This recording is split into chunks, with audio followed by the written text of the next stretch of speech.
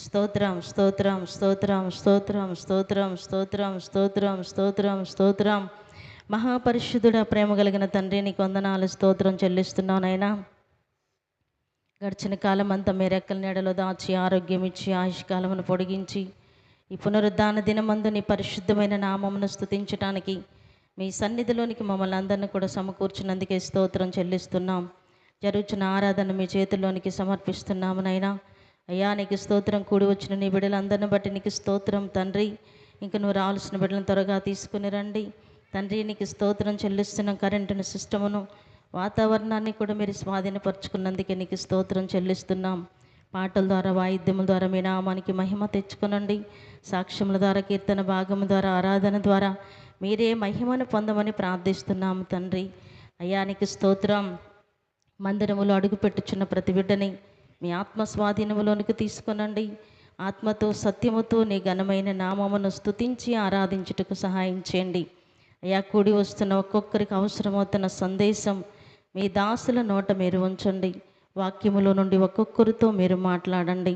వినగల చెవి, గ్రహించే హృదయం ప్రతి బిడ్డకి మీరు అనుగ్రహించమని ప్రార్థిస్తూ, ఆరాధన ఆది నుండి అంతం వరకు మీరే అధ్యక్షులుగా, ప్రధాన యాజకులుగా మా మధ్యలోనికి దిగి వచ్చి క్రమంగా మర్యాదగా జరిగిస్తున్నందుకే నీకు స్తోత్రం చెల్లించుకుంటూ, సమస్త మహిమ, ఘనత, ప్రభావం నీకే చెల్లిస్తూ యేసు నామములో అడుగుచున్నాము తండ్రి, ఆమేన్. హల్లెలూయా. యెహెజ్కేలు గ్రంథం 47వ అధ్యాయం మొదటి వచనం నుండి కొన్ని మాటలు చదువుకుందాం. యెహెజ్కేలు గ్రంథం 47వ అధ్యాయం మొదటి నుంచి కొన్ని మాటలు చదువుదాం. అతడు మందిరపు గుమ్మమునకు నన్ను తోడుకొని వచ్చెను. మందిరము తూర్పు ముఖముగా ఉండెను. నేను చూడగా మందిరపు గడప కింద నుండి నీళ్లు ఉబికి తూర్పుగా పారుచుండెను. ఆ నీళ్లు బలిపీఠమునకు దక్షిణముగా మందిరపు కుడి పక్కను క్రింద నుండి పారుచు ఉండెను. బలిపీఠము దక్షిణముగా మందిరపు కుడి ప్రక్కన కింద నుండి పారుచుండెను. హల్లెలూయా. ఇక్కడ మనం గమనించాల్సిన విషయం ఏంటంటే, దేవుడు యెహెజ్కేలు ప్రవక్తని ఎక్కడో కూర్చొని ప్రార్థన చేస్తుంటే ఆయన ఆత్మను, మానవ ఆత్మను దేవుని పరిశుద్ధాత్మ ఎత్తుకెళ్ళిపోయాడు. ఎక్కడ దాకా? మొదటి వచనంలో చూస్తున్నాం కదా, ఎక్కడ దాకా తీసుకెళ్ళాడంట? మందిరం యొక్క గడప దగ్గరికి అక్కడికి తీసుకెళ్ళిపోయాడు. అక్కడ మందిరపు గుమ్మమునకు తోడుకొని పోయాడు. అక్కడ ఏం జరుగుతుంది? మందిరము తూర్పు ముఖంగా ఉన్నది. నేను చూడగా మందిరపు గడప కింద నుండి నీళ్లు ఉబికి తూర్పుగా పారుచుండెను. హల్లెలూయా. మందిరం యొక్క గుమ్మం నుంచి తూర్పుగా నీళ్లు పారుతున్నాయి. గుమ్మం కింద నుంచి తూర్పు వైపు, ఇటు మనకు తూర్పు, ఇటు మనకి దక్షిణం అవుతుంది. కాబట్టి మందిరం యొక్క గుమ్మం ఇదే గుమ్మం అనుకుందాం. ఆ గుమ్మంలో కింద నుంచి నీళ్లు పారుతున్నాయి. అవి పారుతూ ఉన్నాయి, ప్రవహిస్తూ ఉన్నాయి. ఆ తర్వాత ఏం జరిగిందంట?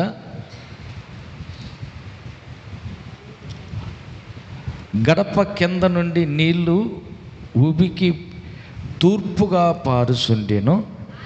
ఆ నీళ్లు బలిపీఠమునకు దక్షిణముగా మందిరం యొక్క కుడి పక్కకు క్రింద నుండి పారుచూ ఉండెను. పిమ్మట ఆయన ఉత్తరపు గుమ్మపు మార్గముగా నన్ను నడిపించి చుట్టూ తిప్పి తూర్పునకు పోయే దారిన బయట గుమ్మమునకు తోడుకొని వచ్చాను. నేను చూడగా అచ్చట గుమ్మపు కుడి పక్కన నీళ్లు ఉబికి పారుసుండెను. ఆ మనుష్యుడు కొలనూలు చేత పట్టుకొని తూర్పు మార్గమున బయలు వెళ్ళి 1000 మూరలు కొలిసి ఆ నీళ్ల గుండా నన్ను నడిపింపగా ఆ నీళ్లు శీలమండలం లోతు ఉండెను. హల్లెలూయా. జాగ్రత్తగానండి, అర్థమవుతుంది. కొంచెం నెమ్మదిగానే చదువుకుంటూ అర్థం చేసుకుంటూ వెళ్ళిపోదాం. ఇది మందిరం. మందిరానికి తూర్పున ఒక గుమ్మం ఉంది. రెండవది దక్షిణ వైపున మరొక గుమ్మం ఉంది. మూడవది ఉత్తరం వైపున మరొక గుమ్మం ఉంది. మనకి కూడా అలాగనే సరిపోతుంది. ఈ తూర్పు గుమ్మములో నుంచి గడప కింద నుండి నీళ్లు పారుతూ ఉన్నాయి. ఆ దక్షిణ వైపున బలిపీఠానికి దక్షిణ వైపున, అంటే ఇటు బలిపీఠం రావాలా, ఇటువైపున బలిపీఠం వస్తుంది. ఈ బలిపీఠానికి దక్షిణపు వైపున, అంటే కుడి వైపున, ఇటు మల్యం ఇటు కుడివైపు అవుతుంది. ఈ కుడివైపున దక్షిణపు గుమ్మములో గుండా నీళ్లు పారుతున్నాయి. తర్వాత ఉత్తరం వైపున ఈ ఉత్తరపు గుమ్మము ద్వారంగా ఆయన నడిపిస్తున్నాడు. దేవుడు ఆయన్ని నడిపిస్తున్నాడు. ఆయన అంటున్నాడు, ఉత్తరపు గుమ్మం ద్వారా నడిపించి చుట్టూ తిప్పాడు. తూర్పునకు పోయే దారిన ఆ బయట గుమ్మమునకు తోడుకొని వచ్చాడు. నేను చూడగా అచ్చటి గుమ్మపు కుడి ప్రక్కన నీళ్లు ఊబికి పారుతూ ఉండేను. ఆ మనుషుడు కొలనూలు చేత పట్టుకొని ఈ తూర్పు మార్గంలో గుండా బయలు వెళ్ళి 1000 మూరలు కొలిసి ఆ నీళ్ళ గుండా నన్ను నడిపించగా అక్కడ శీలమండలంలో ఉన్నాయి. హల్లెలూయా. అర్థమవుతుంది కదా. ఇది తూర్పు గుమ్మం కింద గడప కిందగా నీళ్లు పారుతున్నాయి. అది దక్షిణం. ఇటువైపు బలిపీఠం ఉంటుంది. బలిపీఠానికి దక్షిణం అది కుడివైపున అవుతుంది. ఆ దాని నుంచి నీళ్ళు వస్తున్నాయి. ఇటు ఉత్తరపు దిక్కుగా గుండా నీళ్లు పారుతూనే ఉన్నాయి. అటు గుండా వెలపటికి నడిపించి చుట్టూ తిప్పేశాడు. మందిరం చుట్టూ తిప్పాడు. తీసుకెళ్ళి తూర్పు దిక్కున కుడి బయట పక్క గుమ్మం వెలపటి పక్క ఉన్న ఆ వెలపట గుమ్మం దగ్గర అక్కడి నుంచి కొలత వేయటం మొదలుపెట్టాడు. 1000 మూరలు కొలిశాడు. నీళ్ళు పారుతూనే ఉన్నాయి. 1000 మూరలు అయినాక అక్కడ ఆగి అక్కడ దాకా నడిపించాడు. నీళ్ళల్లో గుండా ఎంత లోతు వచ్చినాయి అంట? శీలమండలం లోతుకి. శీలమండలం అంటే గిలకల దగ్గరికి వచ్చినాయి నీళ్ళు. 1000 మూరలు నడిస్తే గిలకల లోతుకు నీళ్ళు వచ్చేసినాయి. హల్లెలూయా. ఆ తర్వాత అక్కడి నుంచి మళ్ళీ ఇంకొక 1000 మూరలు కొలిసి ఆ నీళ్ళలో గుండా నడిపించగా అప్పుడు నీళ్ళు మోకాళ్ళ లోతుకు వచ్చినాయి. అంటే 2000 మూరలు కొలత వేస్తే మోకాళ్ళ లోతు నీళ్ళు వచ్చినాయి. గుమ్మంలో నుంచి పారుతున్న ఈ నీళ్ళే 1000 మూరలకేమో గిలకల్లోతు వచ్చాయి. 2000 మూరలకు వచ్చేసరికి మోకాళ్ళ లోతు దాకా వచ్చినాయి.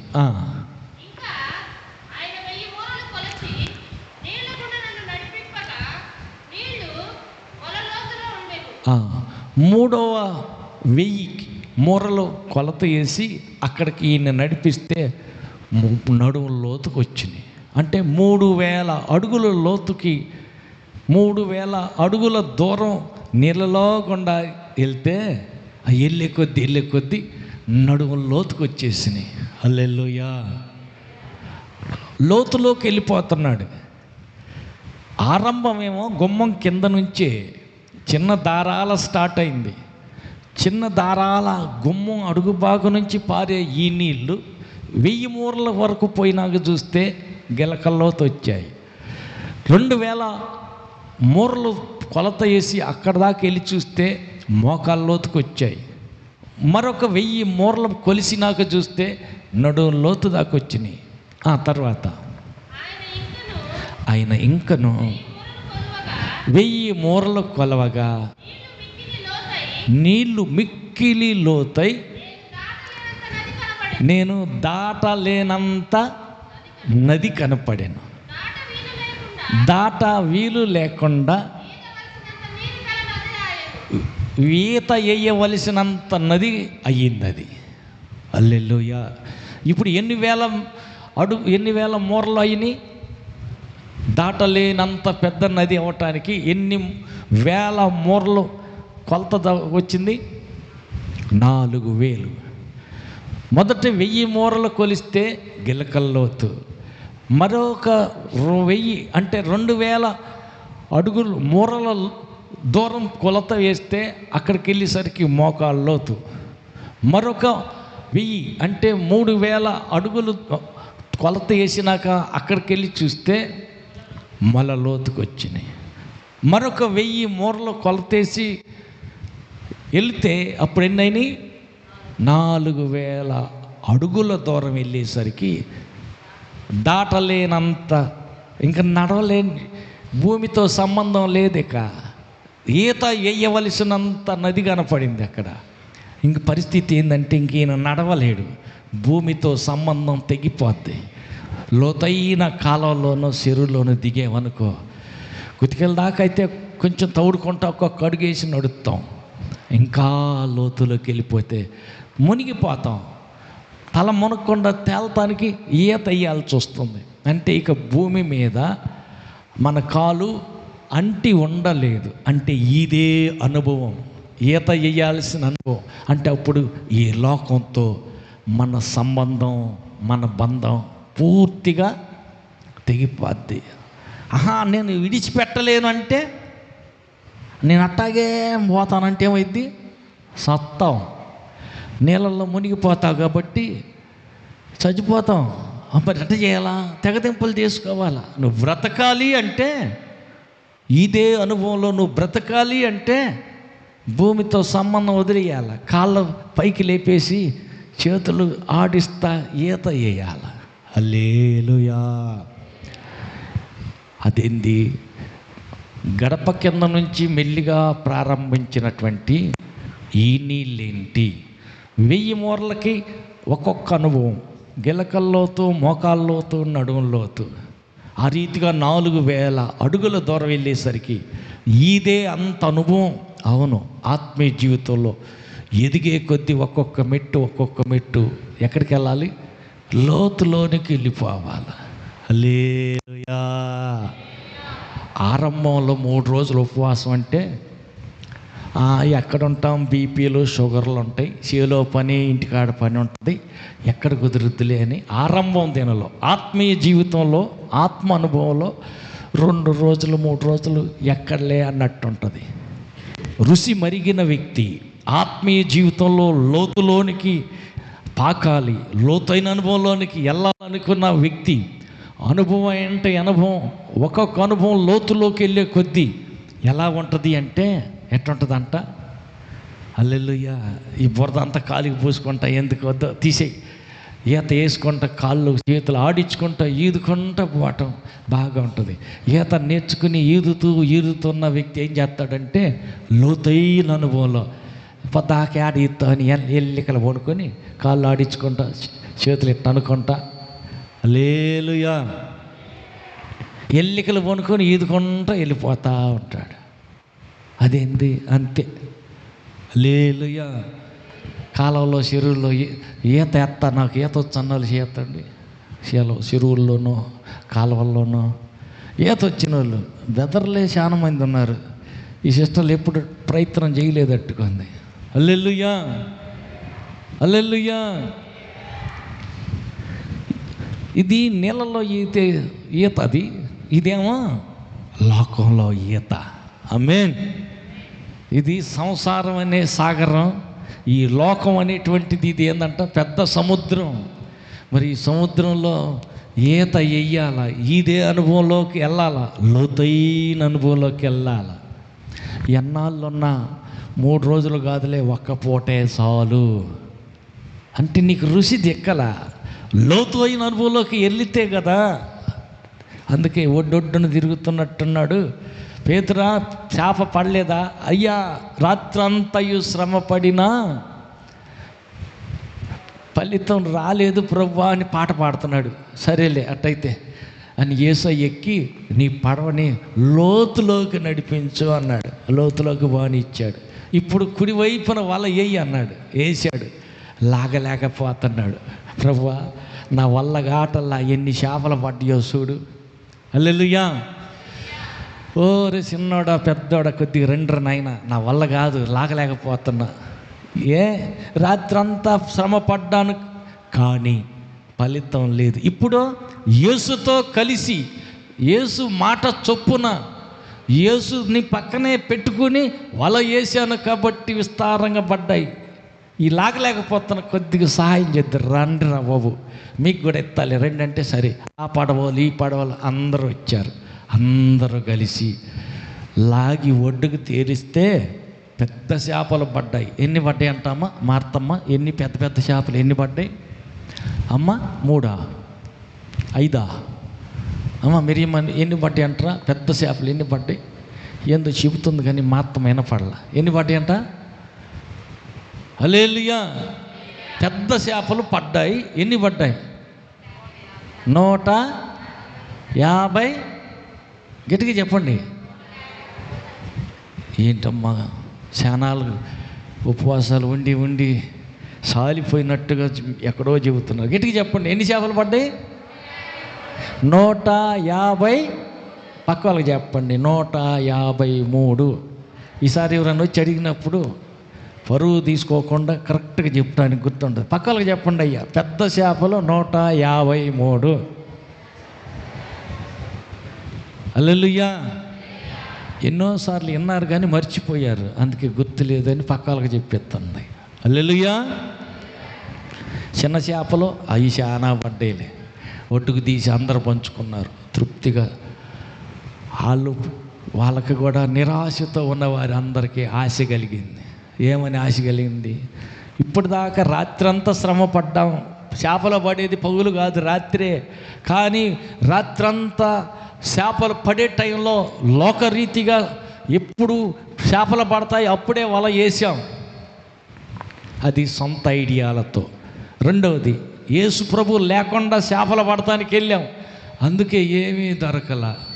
హల్లెలూయా. 3 యేసయ్య మాట చొప్పున కాదు వల వేసింది, సొంత ఐడియాలు, సొంత పెత్తనాలు, సొంత ఆలోచన చొప్పున వల వేశారు. యేసు ప్రభు చెప్పాడు పేతురు. హల్లెలూయా. ఇప్పుడు పేతురు యేసు ప్రభు మాట చొప్పున వేశాడు, ఆయన మాట తీసుకుని వల వేశాడు. అప్పుడు విస్తారంగా చేపలు పడ్డాయి. హల్లెలూయా. కాబట్టి 1 ఆయన తోడై ఉండాలి. 2 ఆయన మాట చొప్పున ఆయన మాట తీసుకుని చెయ్యాలి. 3 ఆయన ఎట్ట చెప్పాడు అట్ట లోతులోకి నడిపించో, అప్పుడు వల వేయి అన్నాడు.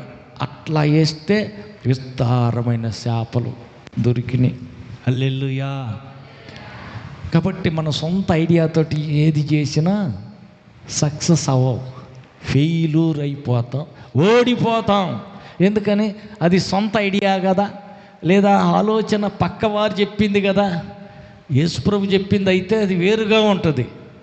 ఆయన నోటి నుండి వచ్చిన మాట అయితే, ఆయన చెప్పిన మాట ప్రకారంగానే ఏ పని ప్రారంభించినా ఏది చేసినా అందులో విజయమే దొరుకుద్ది, అపజయం ఉండదు. హల్లెలూయా. అందుకని లోతైన అనుభవం, లోతులోకి నడిపించాడు. ఈదలేనంత అనుభవంలోనికి నడిపించాడు. హల్లెలూయా.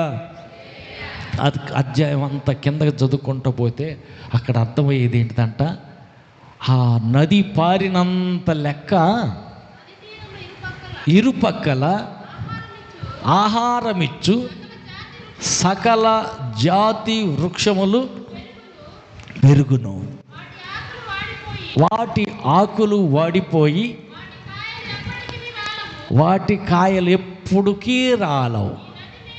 ఈ నది నీరు పరిశుద్ధ స్థలంలో నుండి పారుసున్నది గనుక ఆ చెట్లు నెల నెలకు కాయలు కాయును, వాటి పండ్లు ఆహారమునకు, వాటి ఆకులు ఔషధమునకు వినియోగించదరు. హల్లెలూయా, హల్లెలూయా. మామూలుగా అయితే నెలకొక కాపు వచ్చే ఏ చెట్టు అన్న ఉందా అమ్మ? ఏ పంట అయితే నెలకొకసారి పండుద్ది? కొబ్బరికాయలా, జాంకాయలా? నెలకొకసారి కాపు వచ్చుద్ది. ఒక నెల కాయంగానే ఆ కాపు కోసేసారు, అయిపోయింది. మళ్ళీ వచ్చే నెలకాలం మళ్ళీ కాపు వచ్చుద్ది. అట్లాంటిది ఏదన్నా పంట, వరి కానీ అమ్మ పొగాకు కానీ ఏదన్నా నెలకొక కాపు లేదు. మరి ఇదేందంట, నెల నెల కాపు కాసుద్దంట. ఆకు ఔషధం, కాయలు ఆహారం. ఎంతమంది బతుకుతారో. హల్లెలూయా, హల్లెలూయా. ఈ నది పారినంత లెక్క ఏం జరుగుతుందంట, అందులో చేపలు బ్రతుకుతాయి. చేపలు పట్టుకున్న వాళ్ళు అమ్ముకొని వాళ్ళు బతుకుతారు. హల్లెలూయా. నది పారినంత లెక్క ఇరుపక్కల చెట్లు బ్రతుకుతాయి. ఆ చెట్లు ఆకులు పనికొస్తాయి, కాయలు పనికొస్తాయి. అనేకులు బాగుపడతారు, అనేకులకు మేలు కలుగుతుంది. హల్లెలూయా. ఈ నది ఎక్కడ పుట్టింది అసలు? మందిరపు గుమ్మంలో నుంచి పుట్టింది. హల్లెలూయా. ఈ నది పారి పారి పారి పారి చివరికి సముద్రంలో పడుద్దంట. సముద్రంలో పడేళ్ళకి సముద్రంలో నీళ్ళన్నీ ఉప్పు నీళ్ళు. ఉప్పు నీళ్ళు ఏమైపోతాయి?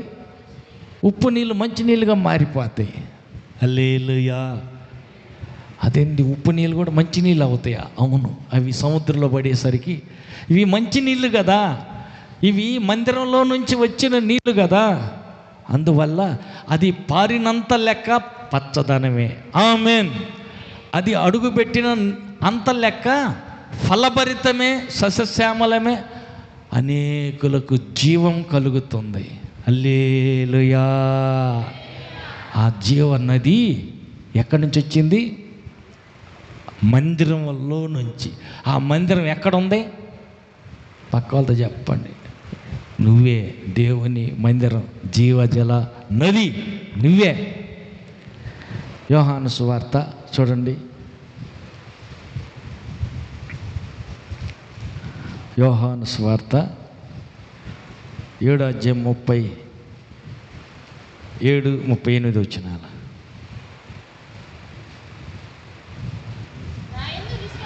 నా యందు విశ్వాసం ఉంచువాడు లేఖనము చెప్పినట్లు వాని కడుపులో నుండి జీవజల నదులు పారునని బిగ్గరగా చెప్పెను.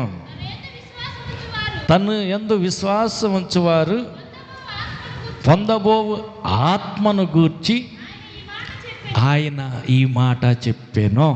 చాలు. ఈ నది ఎవరు?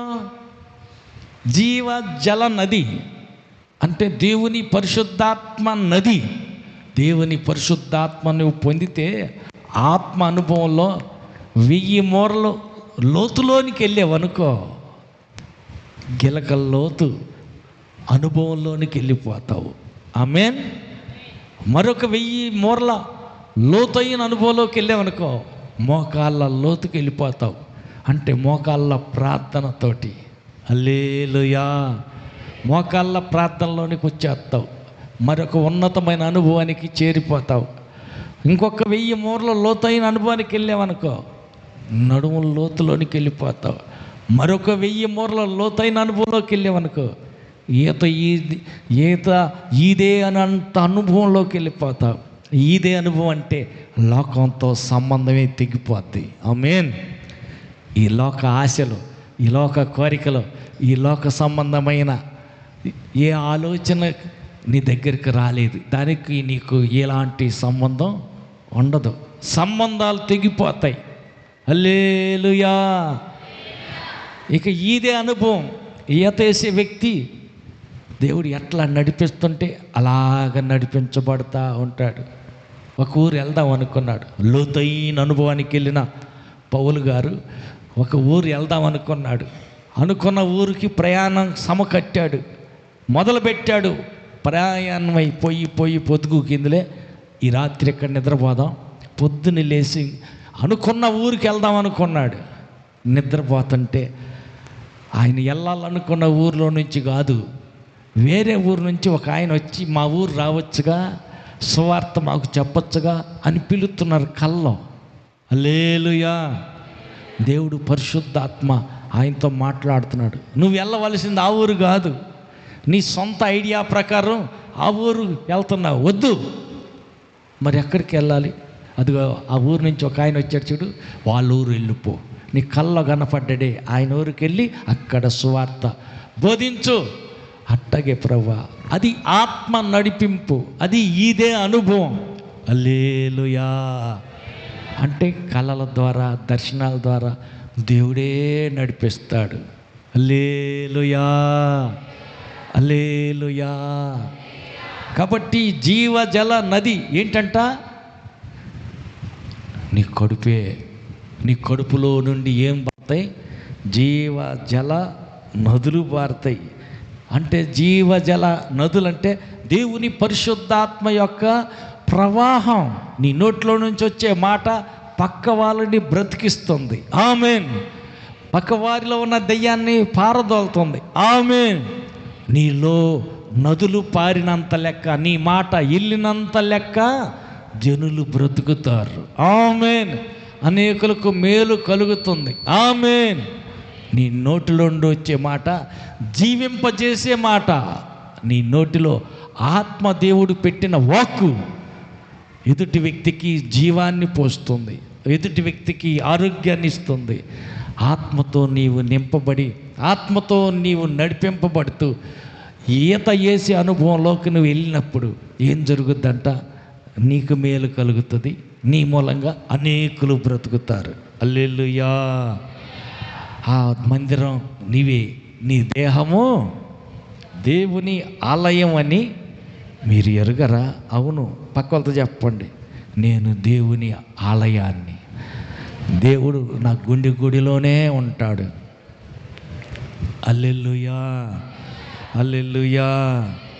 జీవము కలిగిన దేవుడు నీలోనే ఉంటే ఏం జరుగుద్ది? కనీసం పక్కనే ఉన్నాడు పేతురు, పక్కనే పేతురు ఓడలోనే ఉంటేనే అంత ఆశీర్వాదం వచ్చింది. హల్లెలూయా. ఆయన తినటానికి తాగినంత సాలినంత చేపలు పడ్డాయి. పక్కన సహాయం చేస్తానికి వచ్చిన వాళ్ళకి కూడా పంచి పెడతానికి వచ్చాయి. పక్క వాళ్ళతో చెప్పండి, మంచి కూర వండుకున్న రోజు కొండ నాకు నువ్వే తింటావా, లేకపోతే పక్క వాళ్ళు కూడా గిన్నె ఏమన్నా వేసి ఇస్తావా అడగండి. పరిశుద్ధాత్మ పొందినోడు వాడి కడుపుకే చూసుకోరు వాళ్ళు. హల్లెలూయా. కూర బాగా కుదిరింది, ఇవాళ ఉప్పు కారం అన్నీ మంచిగా జరిపోయినాయి, బాగుంది. ఈ గిన్నె తీసుకెళ్ళి ఆ పక్కింటాంకి ఎదురింటాంకి తలా గిన్నె తిత్తే నాకు, మా ఆయన, మా పిల్లలకు మిగిలితే ఏమైంది రేపు పొద్దున్న తిందాం. కాదు, నా కడుపు తర్వాత సంగతి, పక్క వాళ్ళ సంగతి ఆలోచించటం జరుగుతుంది. హల్లెలూయా. యేసయ్య శిష్యులు వెళ్ళి భోజనం చేశారు, హోటల్లో భోజనం చేశారు, కడుపు నిండా తిన్నారు. ఒక పొట్లం ఆయనకు కూడా తెచ్చారు. పార్సెల్ తెచ్చాము యేసయ్య, అన్నం తిందు కానీ చేయగొడుకో అంటే ఆయన ఏమంటున్నాడు? మీకు తెలియని ఆహారం నాకు ఉంది, మీరు తిన్నారు కదా. తిన్నామయ్యా, నువ్వు కూడా తింటే బాగుంటుంది. లేదులే, మీకు తెలియని ఆహారం నాకు ఉంది, నేను తినేసా. ఏంటిదంట ఆయన తిన్నది ఆహారం? సమరయ స్త్రీ రక్షణ పొందింది, ఊర్లోకి వెళ్ళి అందరికి చెప్పి మొత్తాన్ని దోలకు వాళ్ళందరూ రక్షింపబడ్డారు. అదే ఆయనకు ఆహారం. హల్లెలూయా. అంటే మిమ్మల్ని కూడా అన్నం తినకుండా పక్క వాళ్ళకి పెట్టి ఎండుకుని పడుకోమని కాదు నేను చెబుతుంది. మరి ఏం చేయాలంట? కాకపోతే మళ్ళీ ఇంకొక గిద్దెడు ఖర్చు అవుతాయి, నువ్వు తినే సాల్డో అనుకో, మళ్ళీ వండుకోవాలా, మళ్ళీ కూరగాయలు కొయ్యాలి, కొద్దిగా శాకిరి శ్రమ పెరుగుద్ది. అయితేమి పక్క వాళ్ళ కడుపు నిండా తిని, అమ్మ నీ కడుపు చల్లగొండ, నా కడుపు మంట చల్లార్చావమ్మ, భలే ఆకలిగా ఉంది అక్కాయ్, మంచి కూర బాగా ఉంది, కడుపు నిండా తిన్నాను, దేవుడికి స్తోత్రం, నీకు వందనాలమ్మా, హల్లెలూయా. ఆకలితో ఉన్న వ్యక్తికి గోంగూర పచ్చడి వేసినా, చింతొక్క పచ్చడి అంత వేసి పెట్టినా కానీ ఆకలిగా ఉండేసరికి ఆవురావురు మంట కడుపు నిండా తిని నీళ్ళు తాగి, అమ్మ అంజమ్మ నీ కడుపు చల్లగా ఉండమ్మ, నా కడుపు మంట చల్లార్చావు అంజమ్మ, చింతొక్క పచ్చడి వేసిన కమ్మగా ఉంది. ఎందుకంటే ఆకలిగా ఉన్న ఏందంటాయి, ఆకలిగా ఉన్న అదేంటిది అన్న సుబ్బరావునా, హల్లెలూయా. ఆకలిగా ఉన్న గుర్రానికి ఏదంటే బాగా తింటుంది, ఆరికి చెత్త, ఏం చెత్త అయ్యా, ఆరికి చెత్త అయినా కమ్మగా తింటుందంట. కడుపు నిండిన ఆ గుర్రానికి తీసుకెళ్ళి పచ్చి గడ్డేసినా కాలుతో దొక్కేస్తుంది. ఆకలిగా ఉండేసరికి ఆ ఆకలి మీదట ఆరిగ చెత్త అంటారు, అంతే కదమ్మా. ఎండిపోయిన చెత్త వేసినా కానీ అమ్మ ఆకలిగా ఉందని రావు తింటుందంట. హల్లెలూయా.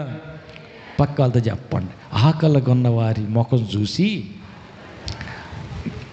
ఆకలితో ఉన్న వ్యక్తి నీ ఇంటికి వస్తే అట్టని పంపివాకు, అది అంత ఆశీర్వాదం కాదు, కడుపు నింపే పంపించు, కావాలితే మళ్ళీ వండుకొని తిందు కానీ కొండ నిండా.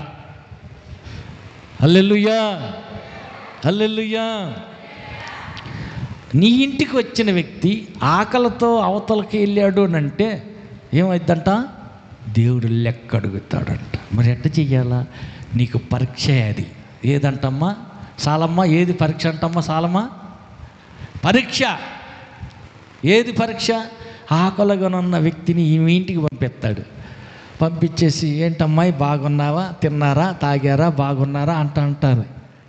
సరే కానీ మేము బాగానే ఉన్నాం, నువ్వు ఏలైంది కదా, నువ్వు తిన్నావా లేదంటే, తింటాలే, ఇంటికి వెళ్ళి తింటాలే, మా ఊరు వెళ్ళాం, ఇంటికి వెళ్ళినాక తింటాలండి. ఒరి తినలేదట్టుకుంది, కూర్చో, తింటావా, తినొచ్చావా, తినరాదు, వండుతా, ఎంతసేపు కూరగాయలు తెచ్చి వండుతా అంటే, వండేది లేదు, నేను పెట్టేది నువ్వు తినేది కానీ తొందరగా పోయి ఇంటికని, అంతే కదమ్మా. తింటావా, తినరాదా, వండుతాను కదా, అమ్మాయి కూరగాయలు తేపో 1/2 కేజీ, హల్లెలూయా అంటే నేను కూరగాయలు తెచ్చి కోసి వండి పెట్టాలి, చాలా టైం అవుతుంది అక్కాయ్, తొందరగా బస్సు ఎక్కి మీ ఇంటికి పో, మీ ఊరు పో, అంతే కదయ్యా కరుణాకర్, అంతే కదా, తొందరగా పో అని చెప్పటానికి ప్రయత్నం అన్నమాట. ఎంత తెలివితేటలో. హల్లెలూయా, హల్లెలూయా. లేదు, ఆకలిగా ఉన్న వ్యక్తిని దేవుడు మీ ఇంటికి పంపించాడంటే నిన్ను పరీక్షించటానికే. ఎందుకు? రేపు తీర్పులు అడుగుతానికి. నేను ఆకలిగా వచ్చాను, నువ్వు నాకు భోజనం పెట్టావా? పెట్టలేదుగా. నేను ఇప్పుడు పెట్టాను, నువ్వెప్పుడు వచ్చావు? నువ్వెప్పుడు ఆకలిగా ఉన్నావు యేసయ్యా అంటే, లేదు గోవాడు అరుణమ్మలాగా ఆ వేషంలో వచ్చా నేను. హల్లెలూయా.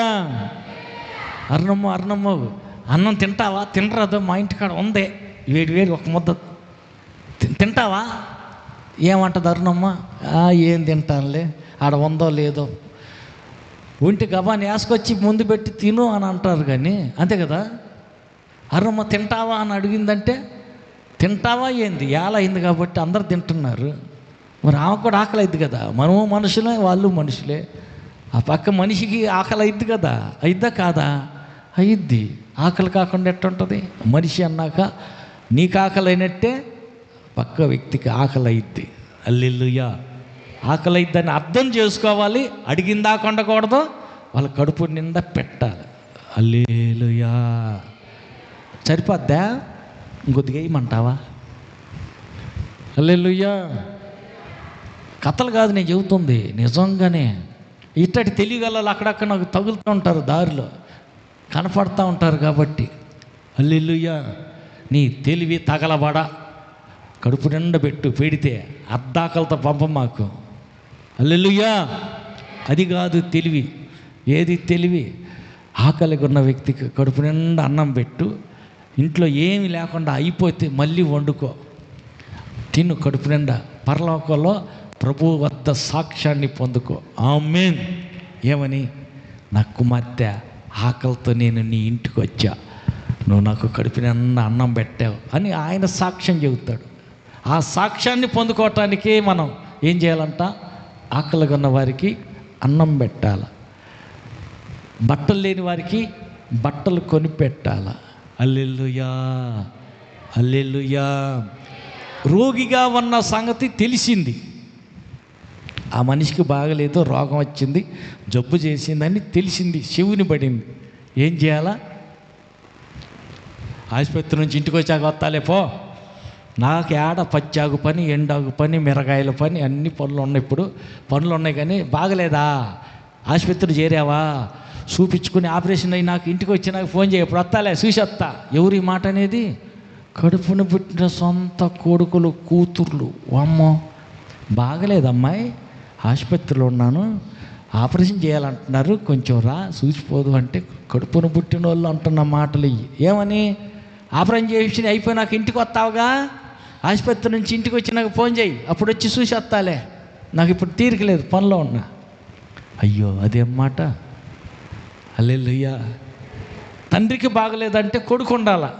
1, 2 ఎత్తిపోయాల్సి వచ్చినా, ఏదన్నా పాస ట్యూబులు సంచులు ఏదన్నా మార్చాల్సి వచ్చినా పక్క నుండి అన్నీ చూసుకోవడానికి ఏయ్యా కొడుకులు ఉండాలి, కూతుర్లు ఉండాలా? చెప్పరు. హల్లెలూయా. చాలామంది చూడరు, కొడుకులు ఉండరు. మరి తల్లికి బాగలేకపోతే కూతురు కదా పక్క నుండి అన్నీ చూసుకోవాల్సింది, కూతురు చూసుకోవాలి. హల్లెలూయా. చూడాలి. హల్లెలూయా. కావచ్చు ఒక ప్రశ్న రావచ్చు, అన్న మరి బెదర్లకు ఎవరికైనా బాగలేకపోతే ఆసుపత్రిలో నువ్వు రాలేదుగా. అనగనగంట ఆనాడు ఏనాడో బాగలేదంట.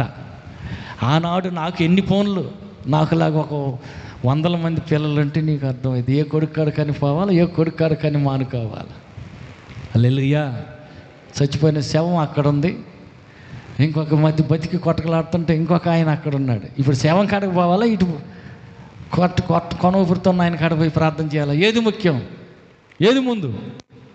అయ్యా కరుణాకర్ నువ్వన్నా చెప్పు. కొనవపురుతున్న వాడి కాడిగా పోవాలా? శాంతం అయిపోయింది, చచ్చిపోయింది, శవం ఉంది. పాపం మొన్న ఎలీషా వాళ్ళ తాత దగ్గరికి కూడా రాలేకపోయాం, దూరం వెళ్ళేసి మళ్ళీ వచ్చేసరికి చాలా లేట్ అయిపోయింది, అందుకోలేకపోయాం. హల్లెలూయా. ఇంతమంది పిల్లల మీద అందరి దగ్గరికి ఒకేసారి అన్ని పోళ్ళు వస్తుంటాయి, ప్రార్థన చేయన్న పరిస్థితి ఇట్లా ఫలానా. మరి అందరి దగ్గర ఒక్కరోజుకి వెళ్ళగలుగుతాం?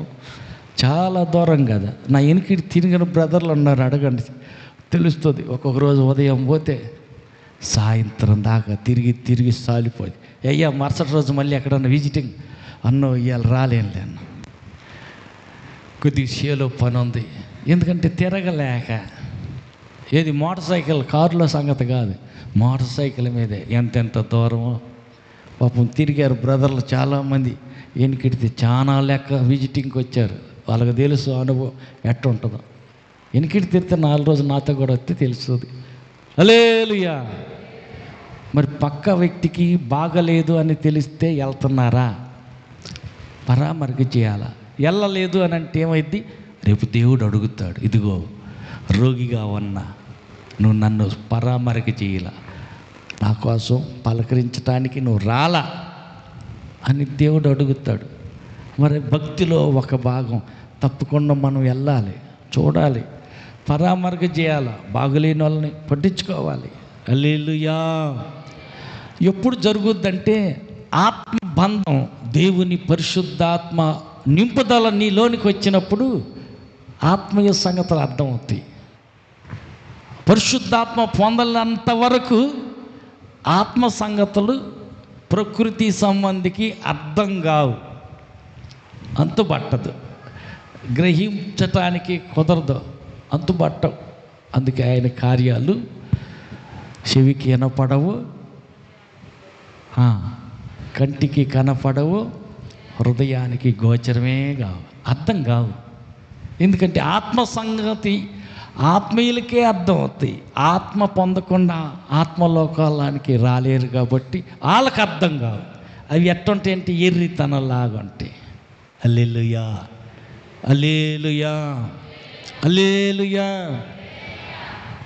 ఉదాహరణకి వాళ్ళు చర్చికే రాటల్లా, వాళ్ళ పరిస్థితి ఏం బాగాల, వాళ్ళకి తీసుకెళ్ళి 4 రేకులు వేసి నీడ ఏర్పాటు చేసి అవతలకు వచ్చేసాం. తలా కాత్తేసి తలా ఒకరోజు పని చేసి గోడుగా ఏర్పాటు చేసి వచ్చాం. వాళ్ళు చర్చికే రావట్లేదు కదా, మనం చేసిందంతా వేస్ట్ ఖర్చేనా? కాదు కాదు, దేవుని దగ్గర లెక్క ఉంటుంది, జీతం వస్తుంది. హల్లెలూయా. కాబట్టి ఎంతోమంది ఆ లెక్కను ఆలోచించితే 100 మంది వచ్చారు, బాగుపడ్డారు. ఏరి హల్లెలూయా. మనం వారి కోసం కష్టపడ్డాం, కడుపు కాల్చుకున్నాం, ఉపవాసాలు ఉండాం, వారు పట్టిన దెయ్యం వదిలిందాకా, వారి చేతబడి కట్లు తెగిందాక, వారి జబ్బు నయమైందాకా ఇక్కడే పెట్టి వాళ్ళకి కూడిపెట్టి వాళ్ళకి టీలు కాఫీలు ఇచ్చి అన్నీ చేశామే. వాళ్ళు రాటల్లా. ఇప్పుడు కొంతమంది వేరే చర్చిలకు పోతున్నారు, కొంతమంది అసలు ఏ చర్చికి లేదు, లోకంలో కలిశారు. మనం చేసిందంతా వేస్టేనా? కాదు కాదు, మన జీతం మనకు వచ్చుద్ది. హల్లెలూయా. మనకు రావాల్సిన ప్రతిఫలం ఎవరిస్తారు? దేవుడిస్తాడు. వేస్ట్ ఖర్చు చేయటల్లా. చాలామందికి నేను చేసే పనులు తిక్కల పనులు, తెలివి తక్కువ పనులు లాగా కనపడతాయి. ఎందుకంటే పోతానా వెనుకీడితే బెదలు తిరుగుతుంటారని వాళ్ళకి తెలుసు. అయ్యా బోక కూడా లేదో, వాళ్ళు తినటానికి ఏం లేవు. అట్టయితే ఇదిగో నా దగ్గర ఒక 500 ఉన్నాయి అబ్బాయి, మీ దగ్గర తలా 100-200 వేసి ఒక టిక్కి బియ్యం ఇవ్వండి, కూరగాయలు తెచ్చి ఇచ్చిరండి. ఏదో 10 రోజులకి సహాయం చేసిన వాళ్ళు అవుతాం. వాళ్ళు మన చర్చికి రాకపోతే పోని వాళ్ళు ఆకలితో ఉన్నారు. వాళ్ళు కూడా దేవుడి బిడ్డలే. కొమ్మలు ఎన్నైనా మొదలొక్కటే, వాళ్ళు కూడా మనుషులే. ఇచ్చేయని సహాయం చేద్దాం. కంటపడ్డారు వాళ్ళు, మనకు కనపడేటట్టు చేశారంటే దేవుడు ఏం చేస్తావో చూద్దామని పరీక్ష కోసం మనకు వాళ్ళ తటస్థ పెట్టాడు. హల్లెలూయా, హల్లెలూయా. కాబట్టి పరిశుద్ధాత్మతో నింపబడితే ఈ నది ఎంత లెక్క పారుద్దో, ఈ నది పారినంత లెక్క ఇరుపక్కల చెట్లు మొలుస్తాయి, కాయలు కాస్తాయి. హల్లెలూయా. ఈ పారినంత లెక్క చేపలు బ్రతుకుతాయి, ఆ నీళ్ళల్లో చేపలు బ్రతుకుతాయి. అనేక మంది చేపలు పట్టుకొని అమ్ముకునే వాళ్ళు బ్రతుకుతారు. కాబట్టి నది పారినంత లెక్కలో సముద్రంలో కలిస్తే ఉప్పు నీళ్ళు కూడా మంచినీళ్ళుగా మారిపోతాయి. అంటే నీవు వెళ్ళే ప్రతి చోట, నువ్వు అడుగుపెట్టే ప్రతి చోట పక్క వారికి నీ వల్ల మేలు జరగాలి, కీడు జరగకూడదు. హల్లెలూయా. కాబట్టి నీ కడుపులో నుండి జీవ జల నదులు పారాలి. పరిశుద్ధాత్మతో నిండుకొని అన్య భాషలు మాట్లాడుతూ ఉంటే ఆ భాషతో నువ్వు మాట్లాడుతుంది దేవునితో, మనుషులతో కాదు. దేవునితో మాట్లాడుతున్నావు కాబట్టి అప్పుడు దేవుని మాట దేవుడు నీ నోట ఉంచుతాడు. హల్లెలూయా. చూడండి యోహాను సువార్త 3:34 చూడండి. యోహాను సువార్త 3:34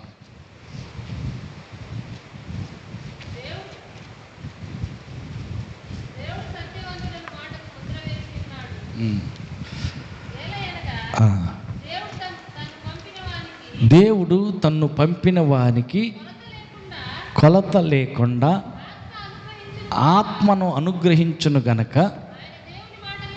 ఆయన దేవుని మాటలే పలుకును. కాబట్టి ఆత్మతో దేవుడు ఎప్పుడైతే నిన్ను నింపాడో నువ్వు దేవుని మాటలే పలుకుతావు, నీ సొంత మాటలు పలకవు. దేవుని మాటలు ఎప్పుడైతే పలుకుతావో ఆ దేవుని మాట క్రియ చేస్తుంది, కార్యం జరిగిస్తుంది, అద్భుతం జరుగుతుంది. నీ మాట అయితే అది జరగకపోవచ్చు, అది దేవుని మాట అయితే ఖచ్చితంగా జరుగుతుంది. హల్లెలూయా, హల్లెలూయా. దేవుని మాట ఖచ్చితంగా జరుగుతుంది.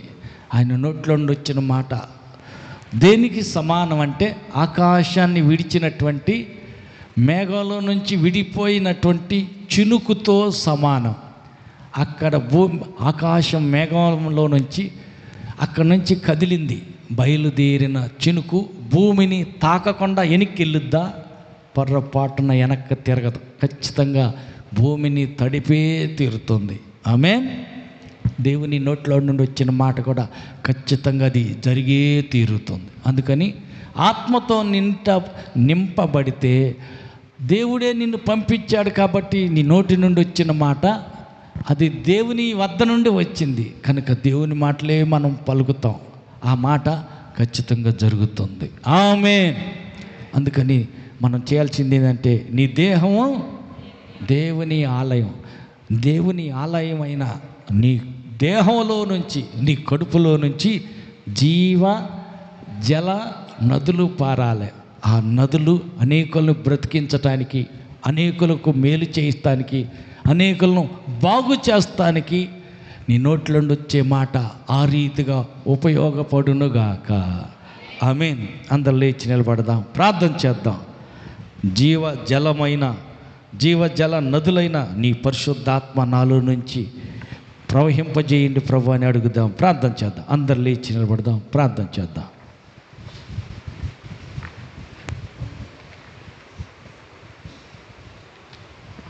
ప్రార్థన చేసుకుందాం.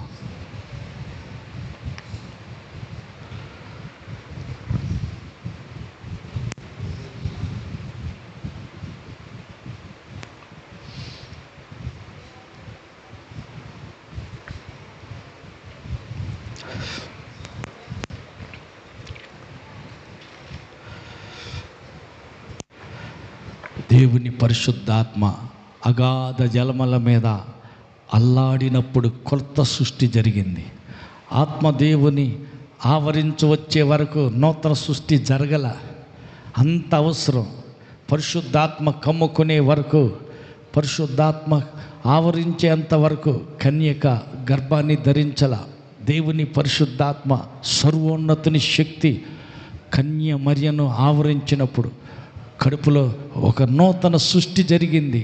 ఈ పురుషుని సహాయం లేకుండా కన్యక గర్భవతిగా మారటానికి ఒక నూతన సృష్టి, నూతన మార్పు, ఒక నూతన క్రియ జరగాలంటే సర్వోన్నతుని శక్తి పైనుండి వచ్చు పరిశుద్ధాత్మ శక్తి నీ మీదకి రావాలా. ఆ సర్వశక్తివంతుడైన ఆత్మ నీలోనికి వచ్చినప్పుడు నీలో మార్పు కలుగుతుంది. నీ తీరులన్నీ మారిపోతాయి, నీ పరిస్థితులన్నీ మారుతాయి.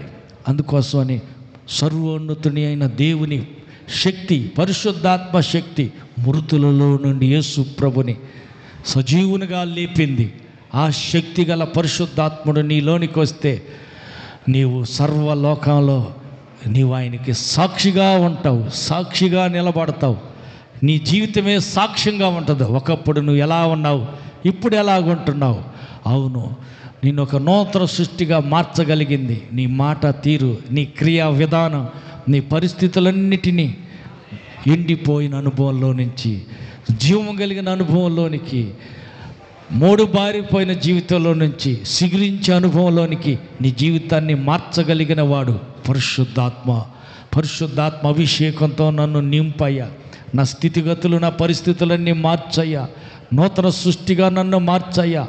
నా మాట ద్వారా అనేకులు బ్రతకాలి, నా మాట ద్వారా అనేకులు బాగుపడాలి, నా ద్వారా అనేకులకు మేలు కలిగేలాగా నన్ను అభిషేకించయ్యా, నన్ను ఎత్తిపట్టయ్యా, వాడుకోండి.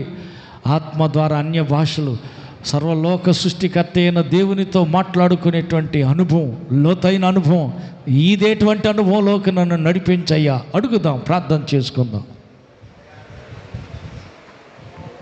చిన్న ప్రతి అంశానికి అంగీకరించారని వారి ప్రార్థన ఆలకించినందుకై నీకు స్తోత్రాలు, స్తుతులు చెల్లిస్తున్నాం. ప్రతి ఒక్క బిడ్డను బలపరచండి. లోతైన అనుభవంలో ఆత్మలో ఇదే అంత అనుభవంలో ముందుకు సాగునట్లు జీవజల ఓటలు, జీవజల నదులు మా కడుపులోంచి ప్రవహించే వ్యక్తులుగా జీవవాక్కు ద్వారా అనేకులు బ్రతుకున్నట్లు, మా ద్వారా అనేకులకు మేలు కలిగినట్లు, మా మూలంగా అనేకులు రక్షింపబడి నీ రాకకు సిద్ధపరచబడ్డానికి కృపద ఇచ్చేయమని ప్రతి ఒక్కరిని నీ ఆత్మ పూర్ణులుగా చేసి అభిషేకించి నీ రాకకై సిద్ధపరచమని సమస్త ఘనత మహిమ ప్రభావాలు మీకే చెల్లిస్తూ కుడి వచ్చిన బిడ్డలందరినీ మీ చేతులకు అప్పగిస్తూ రాలేకపోయిన బిడ్డలను క్షమించి మరో సమయమైన నీ సన్నిధిలో కనపడడానికి కృపమ్మని కోరుతూ ఘనత మహిమ నీకు చెల్లిస్తూ మహిమతో మధ్య ఆకాశానికి రానున్న మా ప్రభువును రక్షకుడైన యేసు నామములో ప్రార్థించి వేడుకుంటున్నాము తండ్రి. ఆమేన్. మన ప్రభు యేసు క్రీస్తు కృపయు తండ్రి అయిన దేవుని ప్రేమయు పరిశుద్ధాత్మని యొక్క అన్యోన్య సహవాసం కూడి వచ్చిన మనకును సర్వలోక పరిశుద్ధులందరికీ సదాకాలం తోడయండి నడిపించునుగాక. ఆమేన్. హల్లెలూయా, హల్లెలూయా, హల్లెలూయా.